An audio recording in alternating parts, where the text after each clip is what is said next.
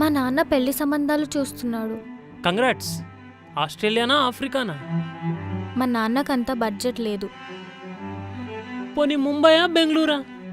నువ్వేదైనా job చేస్తే మనం పెళ్లి చేసుకుందాం. ఇద్దరం చేద్దాం. నువ్వు చదువుకున్నావుగా. నువ్వు నన్ను ఏమన్నా వదిలేస్తున్నావా? వదిలేసే ఉద్దేశం ఏమైనా ఉంటే చెప్పు, నేనే ఫీల్ కానులే. నువ్వేమైనా చెప్పాలనుకుంటున్నావా?